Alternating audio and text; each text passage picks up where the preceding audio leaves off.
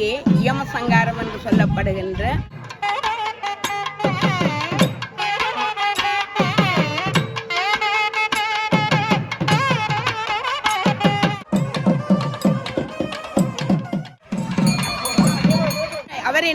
அவரின் உயிரை கொண்டு வாருங்கள் என்று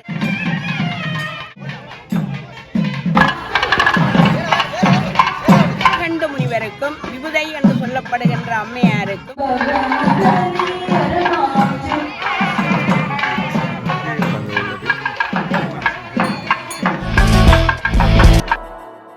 வணக்கம் உறவுகளே, இந்த காணொலியில் நாங்கள் பார்க்க போகிறது ஜமசங்காரம். இந்த ஜமசங்காரம் எவ்வாறு நடைபெறப் போகின்றது, அதில் நடைபெற்ற முக்கியமான விடயங்கள் அனைத்தையும் தொகுத்து பார்க்க போகின்றோம். யாழ்ப்பாணத்தில் தமிழில் மந்திரம் சொல்கின்ற கோயிலான ஞானலிங்கேஸ்வரர் ஆலயத்தில் மிக சிறப்பாக இந்த ஜமசங்காரம் நடைபெற்றுள்ளது.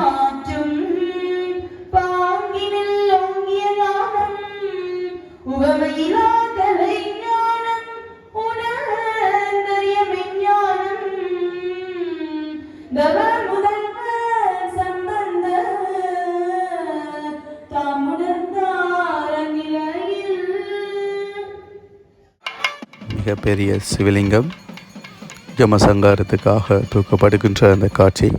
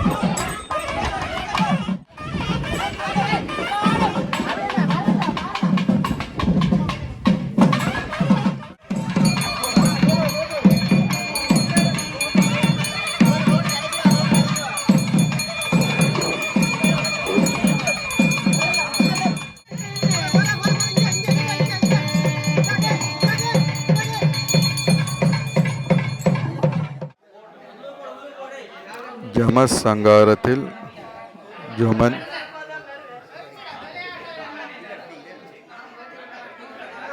இலாமிச்சம் வீரனால் செய்யப்பட்ட மாலையோடு மிடுக்காக நிற்கின்ற அந்த காட்சியை பார்க்கின்றோம். எல்லோருமே கருப்பு சால்வை அணிந்து நிற்கின்றார்கள். அந்த வகையில் அந்த பைரவருக்கான பூஜையோடு இந்த ஜமசங்காரமானது தொடங்க உள்ளது. பத்ரகாளி மற்றும் பைரவருக்கான அந்த பூஜையோடு இந்த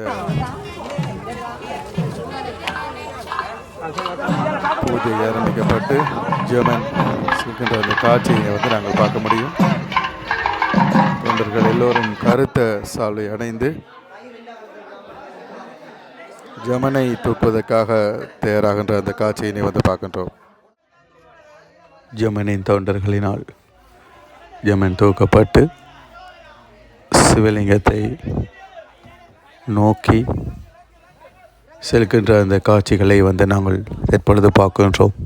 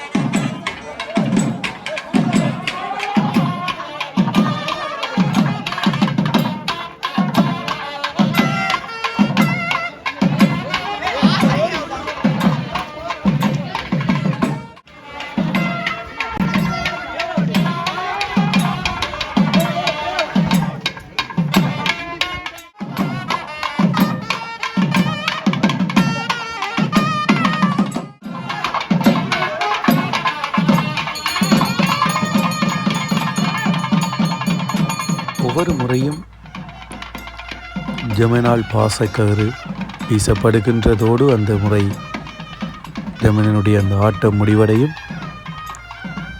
இனி நாங்கள் எவ்வாறான இந்த இதிகாச வரலாறுகளை கொண்ட இந்த ஜம சங்காரம் என்பதனை கேட்டு அறிந்து கொள்வோம்.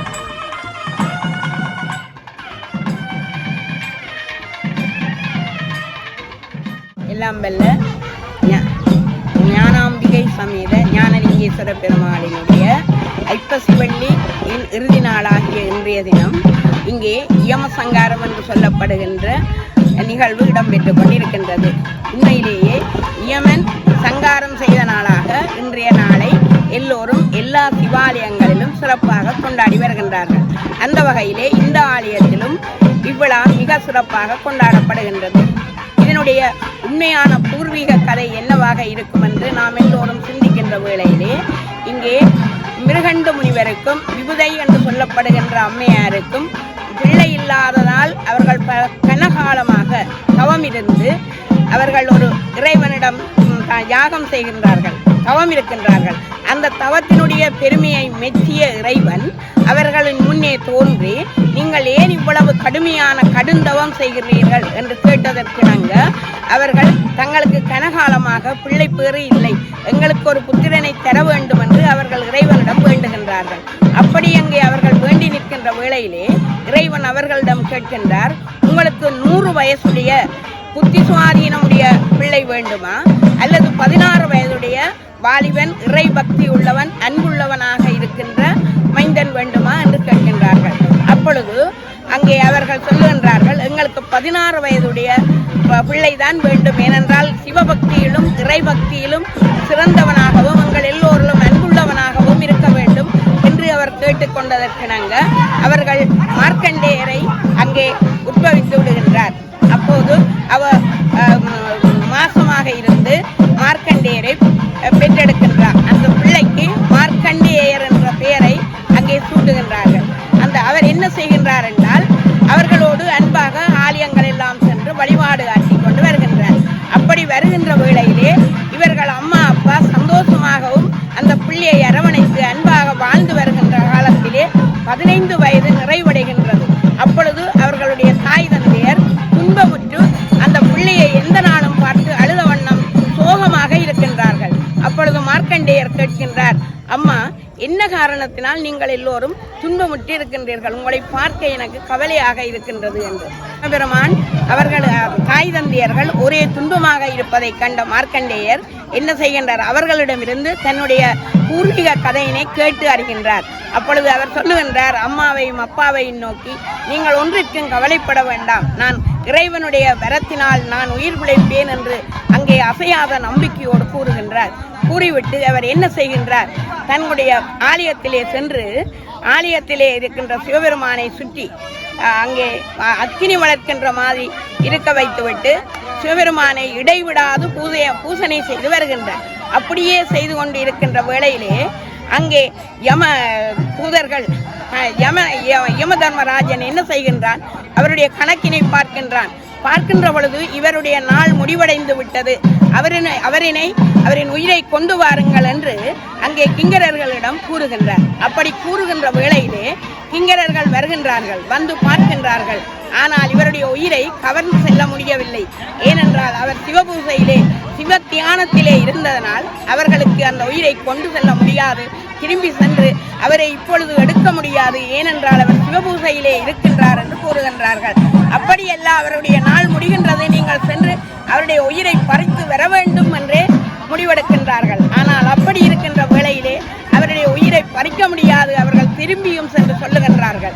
அந்த தூதுவர்களை பார்த்து, நீங்கள் இருங்கள், நான் சென்று அந்த உயிரை கவர்ந்து வருகின்றேன் என்று யம தர்மராஜன் வழிகிடுகின்றார். தன்னுடைய பாச கயிற்றினோடு சென்று அங்கே அவருக்கு அந்த பாச கயிற்றினை வீசுகின்ற பொழுது மார்க்கண்டேயர் சிவபெருமானை இறுக கட்டி தழுவுகின்றார். அப்பொழுது அங்கே சிவபெருமான் தன்னுடைய பக்தனினுடைய பக்திக்கு மெச்சி தன்னுடைய காலினாலே அங்கே யமனை உதைந்து விடுகின்றார். அவர் அதிலே மாண்டு விடுகின்றார். மாண்டவுடனே அங்கே உலகத்திலே படைத்த தொழில் செய்கின்ற பிரமணாக்கள் உயிர்கள் யாவும் அழியாது, அப்படியே இருக்கின்றது. அதனால் அங்கே உயிர்களை எடுக்காதபடியினால் எல்லா உயிர்களும் பூமி பாரந்தாங்க முடியாது துன்பப்படுகின்றது.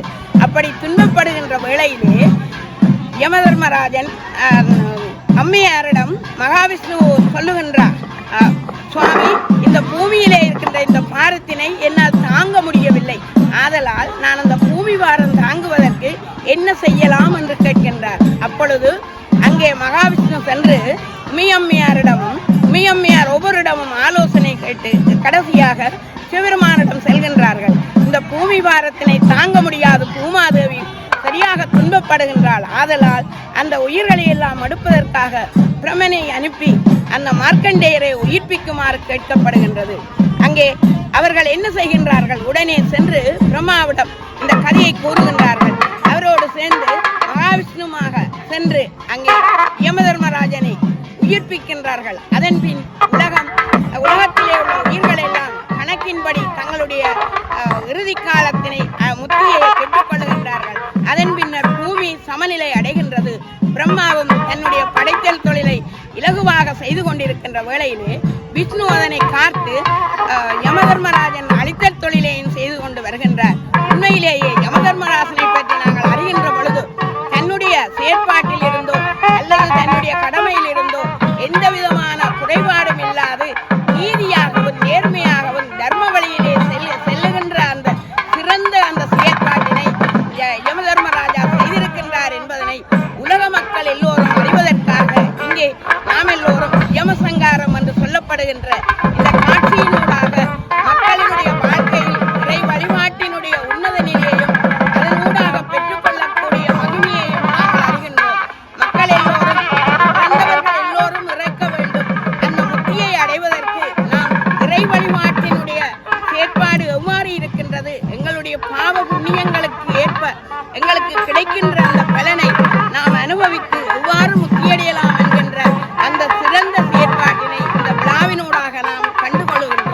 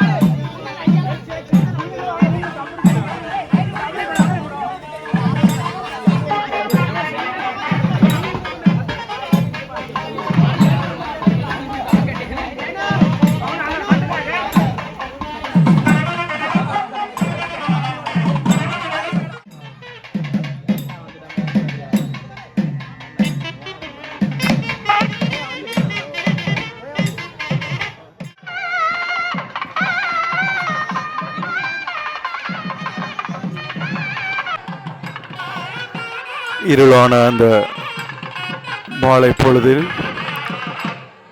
பயங்கரமாக இருக்கின்ற அந்த யமனை பார்க்கின்றோம்.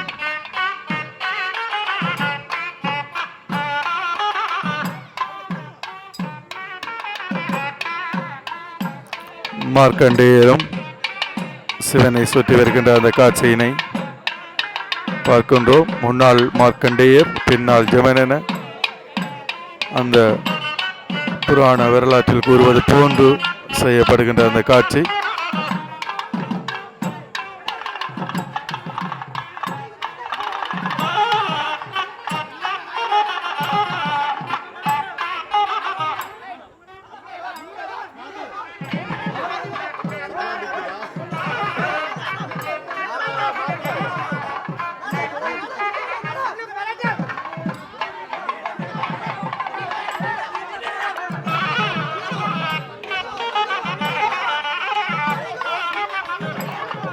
பின்னால் இப்பவர்கள் கையில் எடுக்க மற்றவர்கள் தோளில் காவதமாக வித்தியாசமான முறையில் காவப்படுகின்றது.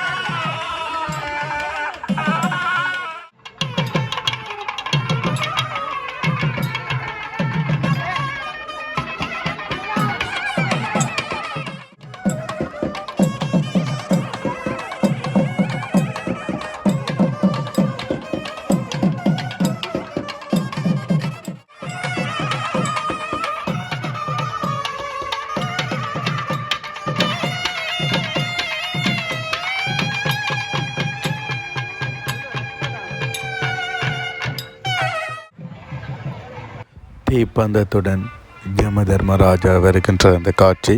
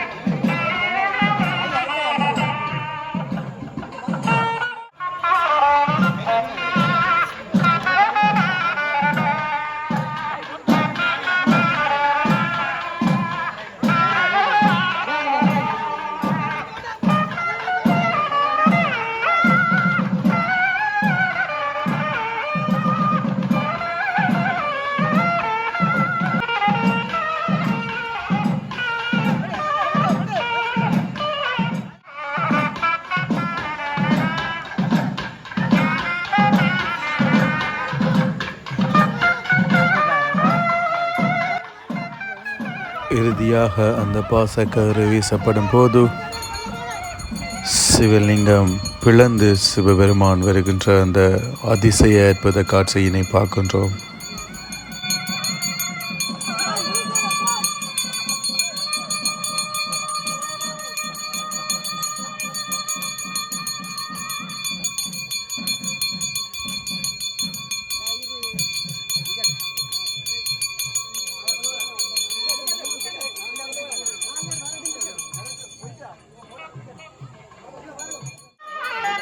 யமன் இறந்து போயிருக்கின்ற அந்த காட்சியை வந்து பார்க்கின்றோம்.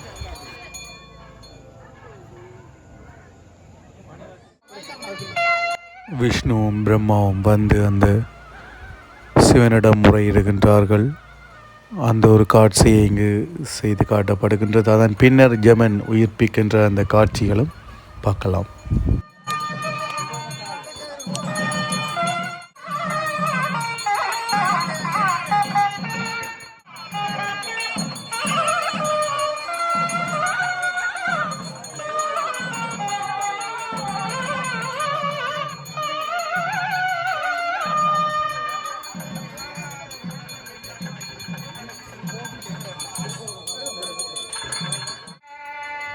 சரி உறவுகளே, வீடியோ பிடிச்சிருந்தால் லைக் பண்ணுங்கள், ஷேர் பண்ணுங்கள், சப்ஸ்கிரைப் பண்ணுங்கள்.